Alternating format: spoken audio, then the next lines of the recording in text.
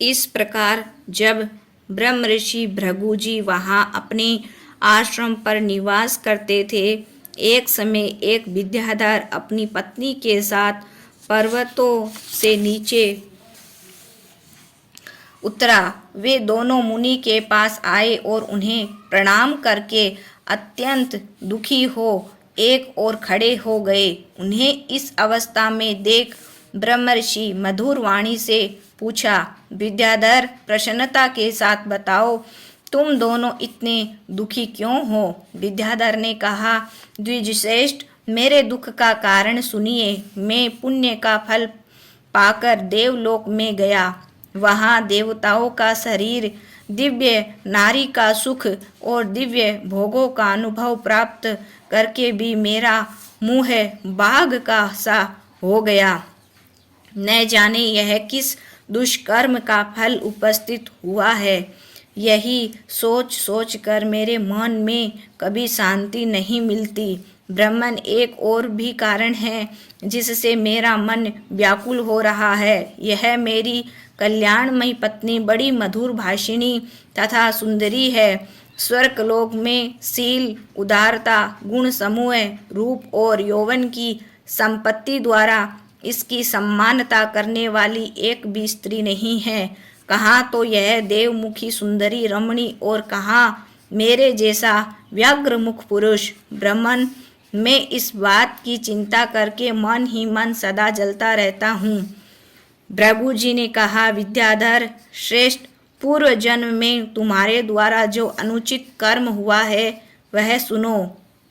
निषिद्ध कर्म कितना ही छोटा क्यों न हो, परिणाम में वह बहुत भयंकर हो जाता है। तुमने पूर्व जन्म में माघ के महीने में एकादशी को उपवास करके द्वादशी के दिन शरीर में तेल लगा लिया था। इसी से तुम्हारा मुँह व्याघ्र के समान हो गया। पुण्यमयी एकादशी का व्रत करके द्वादशी को तेल का सेवन करने से पूर्व काल में इलानंदन पुरुरवा को कुरूप शरीर की प्राप्ति हुई थी। वे अपने शरीर को कुरूप देख उसके दुख से बहुत दुखी हुए और गिरिराज हिमालय पर जाकर गंगा जी के किनारे स्नान आदि से पवित्र हो प्रसन्नता पूर्वक कुश आसन पर बैठे। राजा ने अपनी संपूर्ण इंद्रियों को वश में करके हृदय में भगवान का ध्यान करना आरंभ किया। उन्होंने ध्यान में देखा, भगवान का श्री विग्रह नूतन नील मेघ के समान श्याम है। उनके नेत्र कमल दल के समान है और वे अपने हाथों में शंख, चक्र, गदा और पद्म धारण किए हुए हैं। उनका श्रीअंग पीतांबर से ढका है। वक्षस्थल कौस्तुभ मणि अपना प्रकाश फैला रही है तथा वे अपने गले में वनमाला धारण किए हुए हैं।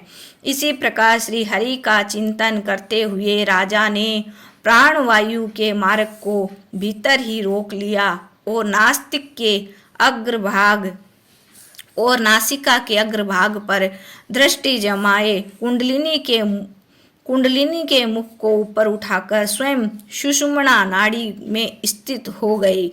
इस तरह 1 मास तक निराहार रहकर उन्होंने दुष्कर तपस्या की। थोड़े दिनों की तपस्या से ही भगवान संतुष्ट हो गए। उन्होंने राजा को 7 जन्मों की आराधना का स्मरण करके उन्हें स्वयं प्रकट हो प्रत्यक्ष दर्शन दिया। उस दिन माघ शुक्ल पक्ष की द्वादशी तिथि थी। सूर्य मकर पर राशि पर स्थित थे। उन्होंने भगवान वासुदेव ने बड़ी प्रसन्नता के साथ चक्रवर्ती नरेश पुरुरवा पर शंख का जल छोड़ा और उन्हें अत्यंत सुंदर एवं कमनीय रूप प्रदान किया। वह रूप इतना मनोहर था जिससे देवलोक की नायिका उर्वशी भी आकृष्ट हो गई और उसने पुरुरवा को पति रूप में प्राप्त करने की अभिलाषा की। इसी प्रकार राजा पुरुरवा भगवान से वरदान पाकर कृतकृत्य हो गए और अपने नगर में लौट आए। विद्याधर, कर्म की गति ऐसी ही है। इसे जानकर भी तुम क्यों खिन्न होते हो? यदि तुम अपने मुख की कुरूपता दूर करना चाहते हो तो मेरे कहने से शीघ्र ही मणिकूट नदी के जल में माघ स्नान करो। वह प्राचीन पापों का नाश करने वाला है। तुम्हारे भाग्य से माघ बिल्कुल निकट है। आज से 5 दिन के बाद ही माघ मास प्रारंभ हो जाएगा। तुम पोष के शुक्ल पक्ष की एकादशी से ही नीचे वेदी पर सोया करो और 1 महीने तक निराहार रहकर तीनों समय माघ स्नान करो। भोगों को त्याग कर जितेंद्रिय भाव से तीनों काल भगवान विष्णु की पूजा करते रहो। विद्याधर श्रेष्ठ, जिस दिन माघ शुक्ला एकादशी आएगी उस दिन तक तुम्हारे सारे पाप जलकर भस्म हो जाएंगे। फिर द्वादशी के पवित्र दिन को मैं मंत्रपूत कल्याणमय जल से अभिषेक करके तुम्हारा मुख कामदेव के समान सुंदर कर दूंगा। फिर देवमुख होकर इस सुंदरी के साथ तुम सुखपूर्वक क्रीड़ा करते रहना। विद्याधर, माघ के स्नान से विपत्ति का नाश होता है और माघ के स्नान से पाप नष्ट हो जाते हैं। माघ सब व्रतों से बढ़कर है तथा यह सब प्रकार के दानों का फल प्रदान करने वाला है। पुष्कर, कुरुक्षेत्र, ब्रह्मवर्त, पृथुदक, अविमुक्त क्षेत्र, काशी, प्रयाग, गंगा सागर, संगम, 10 वर्षों तक शौच, संतोष आदि नियमों का पालन करने से जो फल प्राप्त होता है वह माघ के महीने में 3 दिनों तक प्रातःकाल स्नान करने से ही मिल जाता है। जिनके मन में दीर्घ काल तक स्वर्गलोक के भोग भोगने की अभिलाषा हो उन्हें सूर्य के मकर राशि पर रहते समय जहाँ कहीं भी जल मिले प्रातःकाल स्नान करना चाहिए। आयु, आरोग्य, रूप, सौभाग्य, उत्तम गुणों में जिनकी रुचि हो उन्हें सूर्य के मकर राशि पर रहते प्रातःकाल अवश्य स्नान करना चाहिए।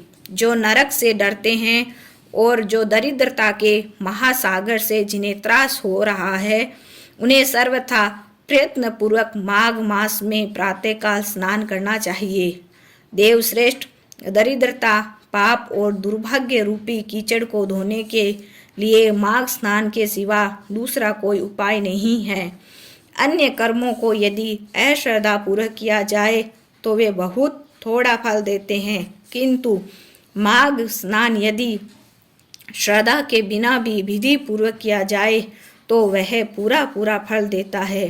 गांव से बाहर नदी या पोखरे के जल में जहाँ कहीं भी निष्काम या सकाम भाव से माघ स्नान करने वाला पुरुष इस लोक और परलोक में दुखी नहीं होता। जैसे चंद्रमा कृष्ण पक्ष में क्षीण होता है और शुक्ल पक्ष में बढ़ता है, उसी प्रकार माघ मास में स्नान करने पर पाप क्षीण होता है और पुण्य राशि बढ़ती है। जैसे समुद्र में नाना प्रकार के रत्न उत्पन्न होते हैं, उसी प्रकार माघ स्नान से आयु, धन और स्त्री आदि संपदाएं प्राप्त होती है। जैसे कामधेनु और चिंतामणि मनवांछित भोग देती है, उसी प्रकार माघ स्नान सब मनोरथों को पूर्ण करता है। सतयुग में तपस्या को, त्रेता में ज्ञान को, द्वापर में भगवान के पूजन को और कलयुग में दान को उत्तम माना गया है। परंतु माघ का स्नान सभी युगों में श्रेष्ठ समझा गया है। सबके लिए, समस्त वर्णों और आश्रमों के लिए माघ का स्नान धर्म की धारावाहिक वृष्टि करता है।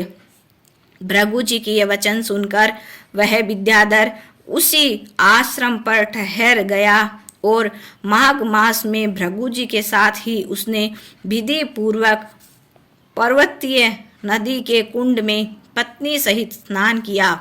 महर्षि भृगु के अनुग्रह से विद्याधर ने अपना मनोरथ प्राप्त कर लिया। फिर वह देवमुख होकर मणि पर्वत पर आनंद पूर्वक रहने लगा। भृगु जी उस पर कृपा करके बहुत प्रसन्न हुए और पुनः विंध्य पर्वत पर अपने आश्रम में चले गए। उस विद्याधर का मणिमय पर्वत की नदी में माघ स्नान करने मात्र से कामदेव के समान मुख हो गया तथा भृगु जी भी नियम समाप्त करके शिष्यों सहित विंध्याचल पर्वत की घाटी में उतरकर नर्मदा तट पर। वशिष्ठ जी कहते हैं, राजन, महर्षि भृगु के द्वारा विद्याधर के प्रति कहा हुआ यह माघ मास महात्म्य संपूर्ण भुवन का सार है तथा नाना प्रकार के फलों से विचित्र जान पड़ता है। जो प्रतिदिन इसका श्रवण करता है वह देवताओं की भांति समस्त सुंदर भोगों को प्राप्त कर लेता है। बोले श्री कृष्णचंद्र भगवान की जय। माघ मास महात्म्य पहला अध्याय संपूर्ण। बोलो श्री कृष्ण भगवान की जय।